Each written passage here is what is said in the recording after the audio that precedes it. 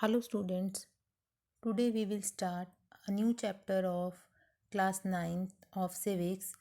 The name of the chapter is electoral politics. So let's start. In chapter 2, we have seen that in a democracy it is neither possible nor necessary for people to govern directly. The most common form of democracy in our times is for the people to govern through their representative. So, in this chapter, we will look at how these representatives are elected. We begin by understanding why elections are necessary and useful in a democracy. And the basic idea here is to distinguish democratic elections from non democratic elections. So, the rest of the chapter tries to assess elections in India in the light of their yardstick. So, here we also examine the role of the Election Commission in ensuring free and fair election. So, let's start. Word electoral politics, electoral politics में जो first word आ रहा है that is electoral. Electoral means election. So election, what is election? An election is a process through which people choose their representative at regular intervals. Election एक ऐसा process है जहाँ लोग अपने रिप्रेजेंटेटिव को इलेक्ट करते हैं एक रेगुलर टाइम के अकॉर्डिंग, इंटरवल के according. Clear? So in this chapter we understand that why do we need elections. हमें इलेक्शंस की ज़रूरत है क्यों? And this is the important question of this chapter. So let's discuss. In a modern democracy, people can't take part in the administration directly. Only their representative can perform their function. आज की जो हमारी democracy है उसमें लोग जो हैं administration के काम में डायरेक्टली पार्ट नहीं ले सकते. हमारे जो रिप्रेजेंटेटिव हैं वही फंक्शन पार्टिसिपेट करते हैं. So election provides opportunity to the people to elect the representative of their choice to run the government. तो इलेक्शन लोगों को वो अवसर प्रदान करता है, अपॉर्चुनिटी प्रदान करता है जिसमें कि वो लोग अपने रिप्रेजेंटेटिव को इलेक्ट कर सकते हैं जो कि उनकी गवर्नमेंट को चलाएंगे. It is not possible for everyone to have the time and knowledge to take decisions on all matters.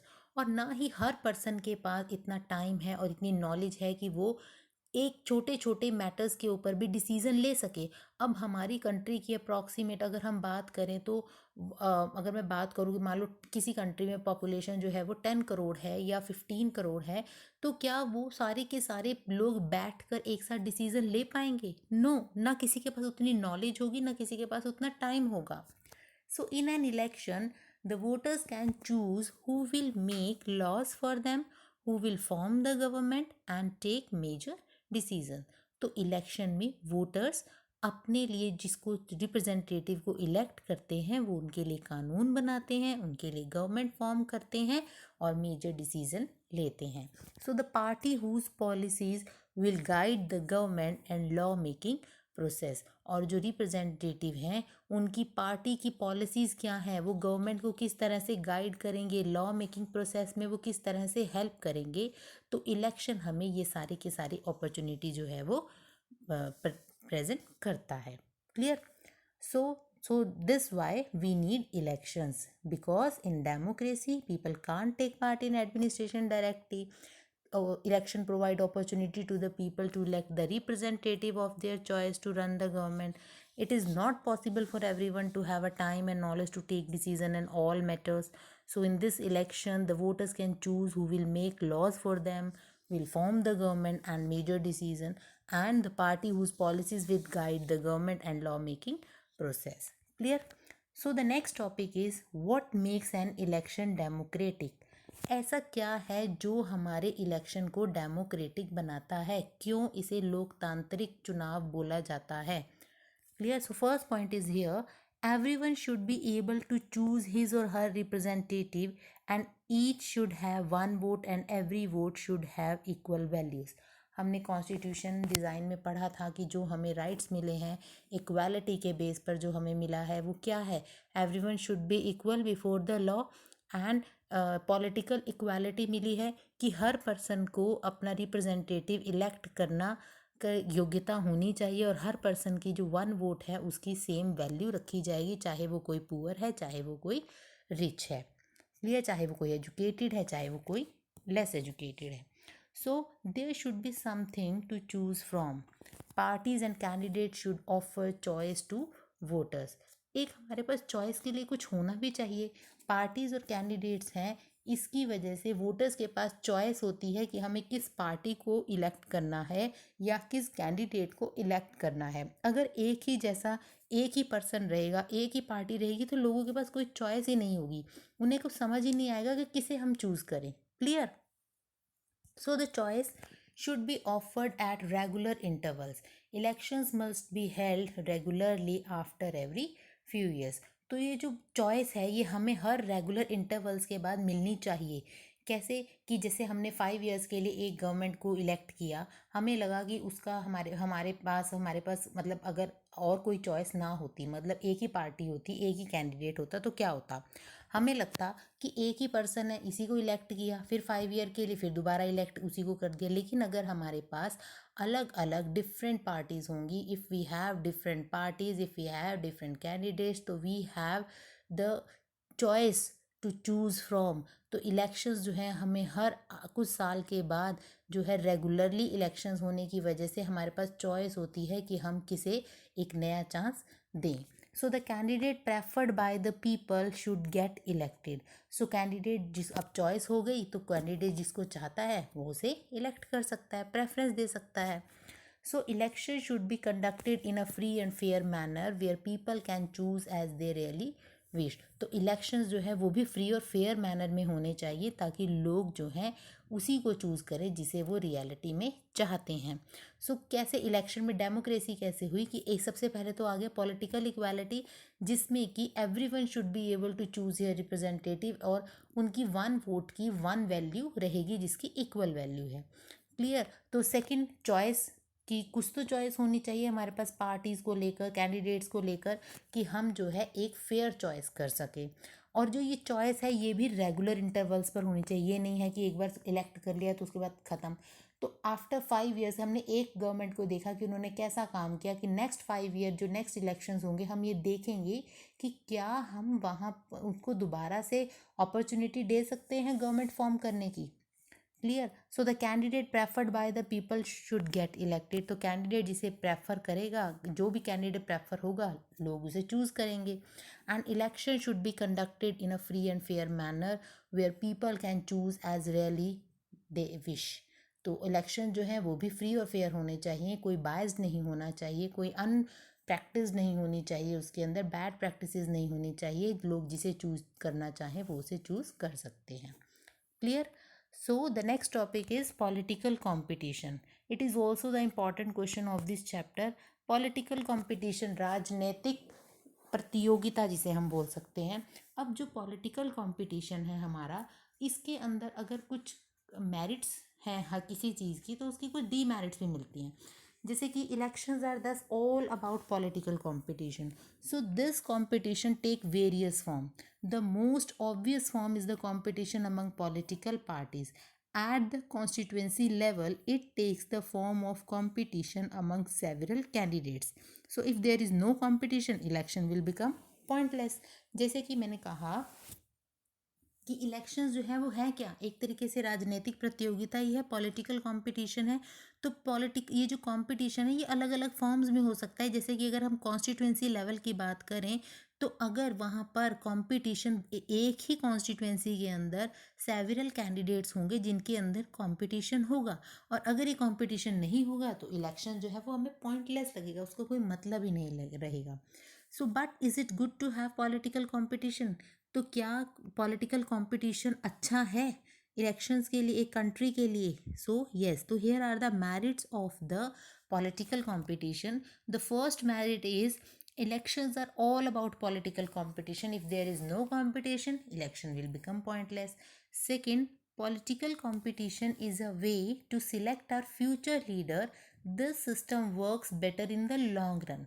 Political competition हमें हमारा फ्यूचर लीडर इलेक्ट करने का एक रास्ता दिखाता है, और ये सिस्टम जो है एक लंबे टाइम तक काम कर सकता है कि अगर कंपटीशन होगा, हमारे पास चॉइस होगी, हम एक बेटर रिप्रेजेंटेटिव को इलेक्ट कर पाएंगे, हम अपने फ्यूचर लीडर को सही तरीके से चूज़ कर पाएंगे, उसकी पॉलिसीज़ को देखकर, उसके काम को देखकर।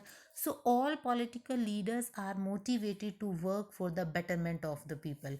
और अब कंपटीशन की बात है तो यहाँ पर जितने भी पॉलिटिकल पार्टीज़ हैं, उनके लीडर्स हैं, वो एक अच्छा काम करने की कोशिश करेंगे लोगों के लिए, ताकि आने वाले इलेक्शंस में लोग जो हैं उनकी तरफ मोटिवेट हों, उनकी तरफ उन्हें चांस दें कि वो भी गवर्नमेंट फॉर्म कर पाएँ। So political competition helps to force political parties and leader to serve the people. और ये पॉलिटिकल कंपटीशन जो है, ये पॉलिटिकल पार्टीज और उनके लीडर्स को फोर्स करता है कि वो किसी ना किसी तरह लोगों की सेवा करें। मीन्स कि अगर वो लोगों की तरफ ध्यान देंगे, वो ऐसे काम करेंगे कि अब मान लीजिए कोई ऐसा टॉपिक आ गया, कोई हमारी कंट्री के अंदर ऐसी कोई प्रॉब्लम आ गई जिसकी तरफ अभी ध्यान ही नहीं दिया जा रहा है, तो दूसरी कंट्रीज़ हो सकता है उसको रेज़ करें, तो लोगों का ध्यान ऑटोमेटिकली वहाँ पर जाएगा कि हाँ, ये पार्टी जो है ये हमारी कंट्री की तरफ ध्यान दे रही है, कि यहाँ कंट्री के अंदर जो प्रॉब्लम्स आ रही हैं उसको देख रही है। क्लियर? तो हो सकता है आने वाले टाइम में लोग जो है उसे चूज़ करें, उसको चांस मिल जाए गवर्नमेंट फॉर्म करने के लिए। तो पॉलिटिकल कंपटीशन जो है वो बेटर है, because our constitution makers were aware of some problems, they opted for free competition in election the way to select our future leaders. They did so because this system works better in the long run, जैसे हमने अभी आपको बताया। So they may wish to serve the people as well. The political parties may wish to serve the people as well, but it is risky to depend entirely on their sense of duty. Because even they wish to serve the people, they may not know what is required to do so, or these ideas may not match what the people really want. अब यहाँ पर अगर हम बात करें, कभी competition होगा तो लोग बेटर से बेटर काम करना चाहेंगे, तो हो सकता है कुछ ऐसे आइडियाज़ भी हों जो लोगों की आइडियाज़ के साथ मैच ना हो पाएँ, तो ये एक तरह का कंपटीशन हो जाता है, उनके लिए मुश्किल हो जाती है, उनके लिए चैलेंज हो जाता है कि वो किस तरह लोगों की जो विशेज़ है उनको पूरा कर पाएँ। तो मैरिट्स इज़ द, तो ये पॉलिटिकल कंपटीशन की मैरिट्स हैं।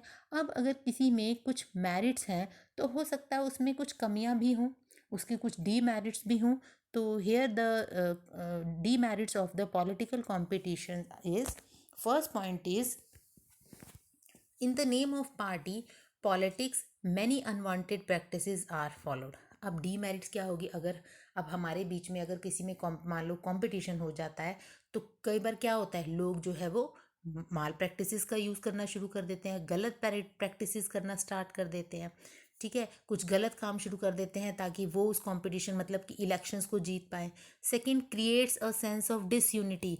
अगर वो एक दूसरे के खिलाफ जाएंगे तो इसकी वजह से क्या होगा कि डिसयूनिटी आएगी, एकता नहीं रहेगी, हर कोई जो है एक दूसरे को गिराने की कोशिश करता रहेगा।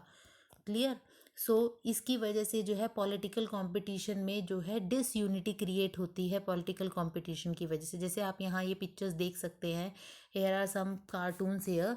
The first tell about the, जैसे कि लीडर सेज कि मेरे पास योजनाएं हैं, घोषणाएं हैं, वादे हैं, and the voter are saying मेरे पास वोट है, and in this leader carry the bag of promises which he has done to the people, and here are the people, जो लोग उसके पीछे पीछे जा रहे हैं उस लालच में। तो इस तरह कुछ ना कुछ गलत प्रैक्टिसेस जो हैं वो होती रहती हैं इलेक्शंस को विन करने के लिए। So the next point is, parties level allegations against each other of using dirty tricks to win election. एक दूसरे पर एलिगेशन लगाते हैं, आरोप लगाते हैं, डर्टी ट्रिक्स क्रिएट करते हैं इलेक्शंस को जीतने के लिए। पॉलिटिकल कंपटीशन की वजह से यही होगा, एक दूसरे को नीचा दिखाएंगे ताकि हम आगे जाएं, लोगों की नज़र में हम अच्छे बन जाएं। So long term and sensible policies can not be formulated. तो एक लंबे समय के लिए चलने वाली एक सेंसिबल पॉलिसीज जो लोगों की भलाई के लिए होंगी, उनके वेलफेयर के लिए होंगी, वो फॉर्मुलेट ही नहीं हो पाएंगी। Clear? So good people do not enter politics. They don't like the idea of being dragged into unhealthy competition. और जो कुछ लोग जो रियलिटी में चाहते हैं कि वो अपनी कंट्री की सेवा करें, वो इस एरिना में एंटर ही नहीं होना चाहते, वो अपने आप को इस अनहेल्दी कंपटीशन में घसीटना ही नहीं चाहते, क्योंकि उन्हें लगता है कि अगर हम यहाँ जाएंगे तो शायद हम भी इनके जैसे ही बन जाएंगे, हमें भी ये गंदी पॉलिटिक्स जो है, बैड पॉलिटिक्स जो हमें भी करनी पड़ेगी जीतने के लिए। ठीक है, तो लोग जो है इस चीज़ को छोड़ देंगे। अगर हम यहाँ पर बात करें इलेक्टोरल कंपटीशन की, अगर इलेक्टोरल कंपटीशन जो है वो पॉलिटिकल पार्टीज और लीडर्स को इंसेंटिव प्रोवाइड करता है कि अब वो जानते हैं कि अगर वो लोगों के जो इश्यूज हैं उन्हें रेज करेंगे तो उनकी पॉपुलैरिटी जो है लोगों के बीच में वो इंक्रीज हो जाएगी।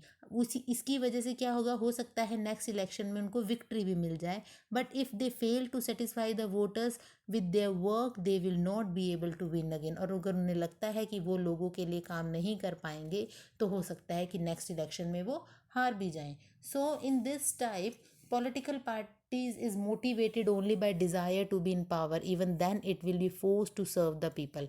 तो हमने ये देखा कि पॉलिटिकल कंपटीशन अब सिर्फ क्या रह गया है कि सिर्फ इलेक्शन को जीतना, पावर में आना, उनके लिए कोई सेंसिबल चीज़ नहीं रह गई है कि लोगों की सेवा के लिए उन्हें आना चाहिए। वो सिर्फ इलेक्शन किसी ना किसी तरीके से विन करना चाहते हैं। So this is a bit like the way market work. ये एक ऐसा लगता है जैसे मार्केट में काम होता है। मार्केट में क्या होता है, if a shopkeeper is interested only in his profit he is force to give good service to the customer, but it does not, he customer will go to the some other shop। So similarly, political competition may cause division and some ugliness, but it finally helps to force political parties and leader to serve the people। So these are the political competition। I hope this video will help you understand the this topics. Rest of the chapter we will discuss in the next video.